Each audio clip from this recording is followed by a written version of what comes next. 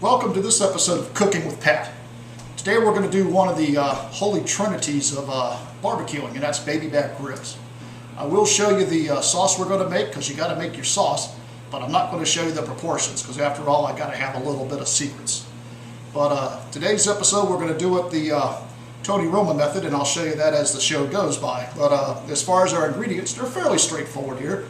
Ketchup, vinegar, dark corn syrup to get a little consistency, salt, sugar, garlic powder, onion powder, and of course nothing's complete without a little Tabasco for a little heat. But we're going to put this all together, make a sauce, marinate the ribs in the sauce, throw it in the oven for a couple hours, then grill them on the grill for a little char and a little taste, and then have some dipping sauce left over. We'll be back right after this sponsor. Here's a shot of the sauce after it's all put together. It's cooking for right at 45 minutes on the stove to get everything thickened up as well as blended together. We take a little whisk here. Whisk her about every 15 or 20 minutes or so. Looks like we got about 40 minutes left on this particular batch here. After that, we're going to sauce the ribs down, put them in the oven for about 2.5 hours. And we'll get right to that after the sauce is done. And we're back. Now what we're going to do after we've made our sauce and had it cool and congeal and get thick enough, this is the last of the ribs here. We'll take the membrane off, take our sauce, and we baste all sides of the sauce with the rib with the sauce. And then after that, we're going to wrap them tight with this extra heavy-duty aluminum foil. And then once we do that, they're going to go in the oven for 2.5 hours.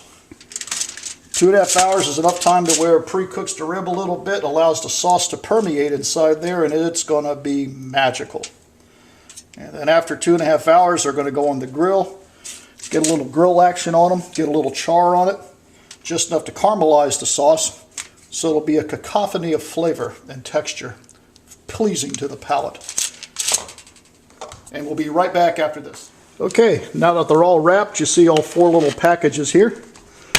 Oven set at 300 degrees. So they're going to go into the oven for 2.5 hours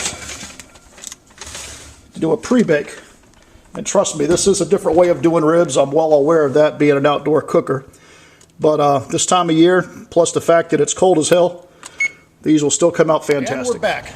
Now this is the last phase of the cooking. This happens to be an all-day adventure, but it was a labor of love. After being in the oven for right at 2.5 hours at 300 degrees, like I said earlier, they're going on the little Weber here.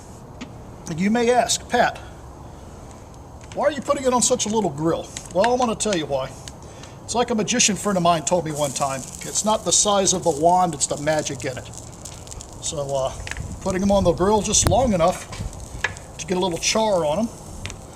And then we're going to be done with them. And then it'll be dinner time.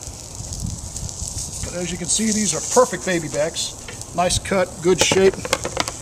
Got to put some of our homemade sauce on it. Sauce is what we made earlier. Going to give it a generous amount of sauce on both sides. And with this sauce being a little bit of vinegar as well as tomato based, she will take a slight char to it, which is a good thing.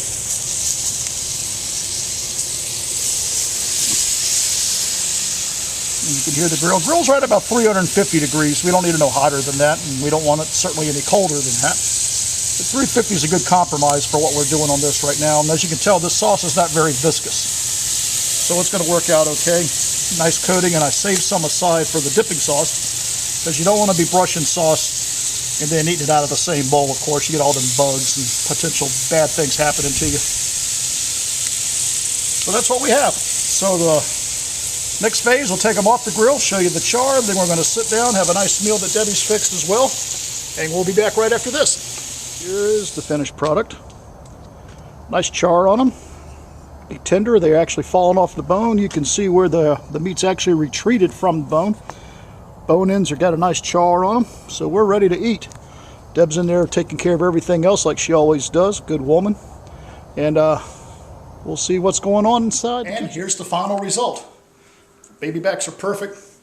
Deb made some killer homemade scalloped potatoes with cheese, pan-seared Brussels sprouts with garlic, sweet tea, and the dipping sauce. So That's going to about do it for this week's edition of Cooking with Pat. I'm glad you all tuned in. Please, any suggestion or comments, feel free to send them to me. I'm always listening.